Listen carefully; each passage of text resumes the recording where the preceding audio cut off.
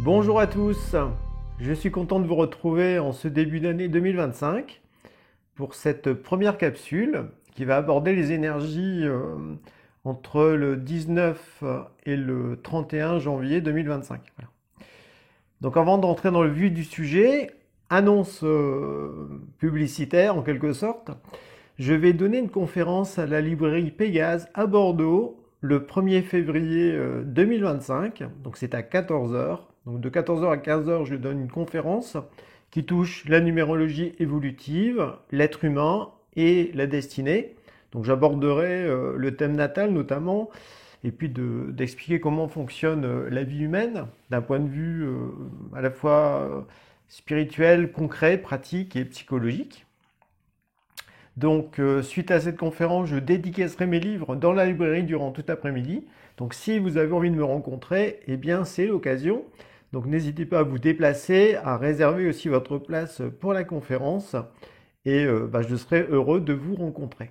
Donc, vous avez toutes les informations qui s'affichent à l'écran par rapport à cette conférence. Donc, n'hésitez pas à arrêter la vidéo pour juste noter l'adresse, le numéro de téléphone, bref les informations utiles pour venir me rencontrer le 1er février 2025. Abordons maintenant cette période où le soleil entre dans le signe du Verseau. Donc ça va se passer le dimanche 19 vers 20 heures. Donc le soleil rentre en Verseau, tandis qu'en numérologie, eh bien, le mois de janvier vibre sur le nombre 1. Donc comme je l'ai expliqué dans la vidéo de présentation sur l'année 2025, eh bien les 9 premiers mois de cette année 9, peuvent être aussi en reflet des 8 années qui viennent de passer. À savoir que le mois de janvier 2025 peut montrer un reflet de ce qui s'est passé d'important en 2017.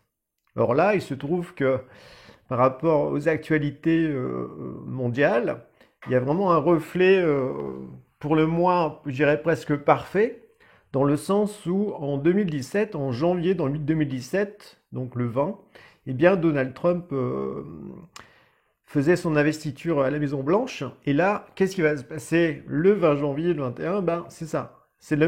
On font le même scénario qui se présente. Donc, on est vraiment dans cette tranche du Verseau associé au mois 1, en reflet avec l'année 2017, dans quelque chose d'aligné en quelque sorte, qui nous montre un indice fort sur ce début d'année 2025.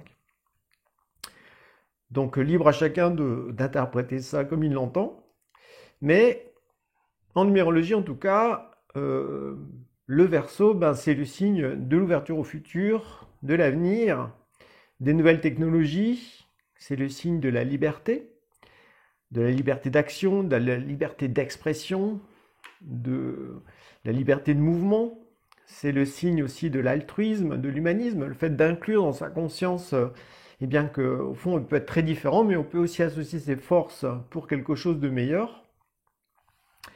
Le signe du Verseau montre aussi qu'il peut se passer des événements brusques qui vont tout chambouler pour quelque chose de meilleur, en tout cas, souhaitons-le. Et donc, c'est un peu ce qui est en train de se passer avec l'arrivée de Trump de nouveau à la Maison-Blanche, c'est que là, ça fait un mois ou deux où c'est la panique générale parmi les mondialistes et il y a plein de gens qui, au fond, retournent leur veste.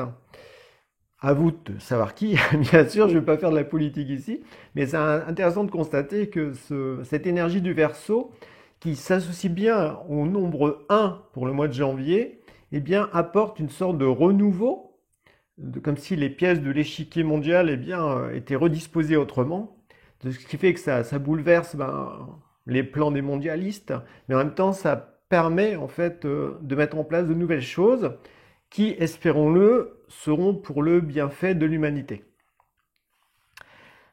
Le mois du Verseau, tout comme le 1, sont reliés au futur. Donc, ce futur, il peut avoir plusieurs visages. Ça peut être un futur de bien pour les relations humaines. Ça peut être aussi un futur technologique. Alors là, avec l'équipe autour de Trump, Elon Musk, tout ça, on voit que vraiment, puis tout le développement de l'IA qui a eu lieu durant l'année 2024, il y a eu un boom faramineux. Il faut apprendre à apprécier, on va dire, les dangers de la technologie aussi, mais cette technologie, au fond, est reliée à l'avenir, au futur, et ça va bien avec le signe du Verseau qui touche aussi la dimension de l'espace, des voyages spatiaux. Donc il y a toute cette dimension de sortir en fait de quelque chose du connu pour découvrir de nouveaux horizons. Et donc ça nécessite au fond de se réajuster, de remettre en question des certitudes en quelque sorte. Précisons, hein, ce que je vous dis là, c'est un climat qui est universel, qui est extérieur à nous. Donc il peut plus ou moins nous impacter si en soi on est porteur, on va dire, du nombre 1 dans ces nombres du thème natal, ou si la dimension du Verseau est assez présente dans notre thème astrologique. Ça nous montre aussi comment abordons-nous le futur, notre futur, le futur de l'humanité, le futur de la Terre. Est-ce qu'on s'en soucie? Est-ce qu'on a l'espérance que ça peut déboucher sur de bonnes choses? Ou est-ce qu'au contraire, on est totalement terrorisé à l'histoire de changer quoi que ce soit? On a très peur du futur, on a peur que ce soit pire que ce qui est aujourd'hui. Et donc de ce fait, on va freiner des cas de fer dès qu'il y aura de la nouveauté qui va se présenter à nous. Donc toute cette énergie qui nous pousse au fond à aller de l'avant, à lâcher un bout du passé, à changer nos références, à voir les choses autrement, avec un nouveau regard, un regard plus libre en quelque sorte, c'est-à-dire que on a davantage fait d'efforts de pensée, de réflexion, on s'est intéressé à des connaissances, on a cherché la vérité, et ce qui fait que ça débouche vers un sentiment de liberté plus fort, alors que en contrepartie, on voit que certains pays, notamment la France, eh bien, veulent de plus en plus verrouiller la liberté d'expression, parce que tout ce qui n'est pas en accord avec leur vision des choses est vu comme quelque chose de mal, alors que c'est plutôt eux, on va dire, qui ne veulent pas que la vérité éclate, parce qu'ils sont noyés dans le mensonge jusqu'au cou. Donc il y a cette quête de vérité, de liberté, qui est très forte, qui justement, durant ce mois de janvier, éclate par-ci, par-là, et d'où le fait de chercher des informations en dehors des cercles officiels, hein. Surtout en France, vraiment, parce qu'en France c'est le pompon, on va dire, donc il faut vraiment chercher, faut avoir un VPN en quelque sorte pour aussi chercher des informations qui ne sont pas verrouillées par les moteurs de recherche en France. Il faut contourner la censure en quelque sorte. Donc il faut chercher des moyens d'être plus libre, d'accéder à une véritable information pour se faire une idée juste de ce qui se passe réellement dans le monde, dans son pays, dans la société, pour qu'après, ça nous permette de faire des bons choix, de choisir aussi une nouvelle direction que l'on va donner à sa vie, pour se libérer de ce qui nous emprisonne. Donc ça peut nécessiter de faire des choix radicaux, des choix surprenants, voilà, qui vont peut-être nous déstabiliser un petit peu, mais qui au fond vont être source d'épanouissement après, parce que on sera plus en accord avec qui l'on est réellement pour ça. Donc cette notion de liberté qui est aussi associée à la dimension de la fraternité ou de l'altruisme, c'est-à-dire que la véritable liberté, c'est jamais au détriment d'autrui. Alors que la fausse liberté, c'est toujours je fais ce que je veux, je me soucie pas des conséquences et j'impose, ou à l'inverse, j'impose ma volonté aux autres. Voilà. Donc on est au fond, un combat pour la liberté, un combat pour la vérité qui est là, un combat pour le futur, et que ce futur, eh bien, quelle image on en a, quelle image on veut nourrir. Donc c'est important d'y penser par soi-même, au fond, de méditer dessus, de lire des livres qui parlent de ça, et non pas simplement d'être focalisé sur l'avenir technologique, l'avenir de la société matérialiste. Non, non, il faut chercher autre chose. L'avenir de la Terre, c'est quoi?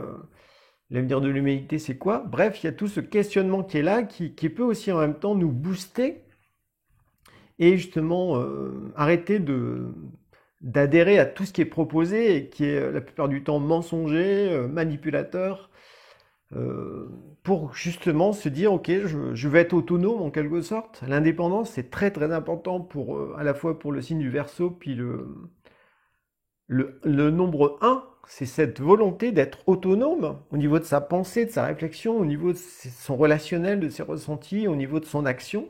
On ne veut pas qu'il y ait de mainmise sur soi. Au contraire, on veut être le maître à bord, on veut être le maître de sa destinée. Donc, ça nous booste au fond à nous positionner, à utiliser notre force intérieure, à avoir confiance en nous, avoir confiance dans nos capacités, à bien nous adapter à de nouvelles conditions, mais aussi à faire des choix francs, honnêtes, en lâchant eh bien, un bout du passé. Bref, il y a, durant cette fin janvier où le signe du Verseau s'associe au nombre 1, eh bien, il peut y avoir vraiment comme un vent de révolution.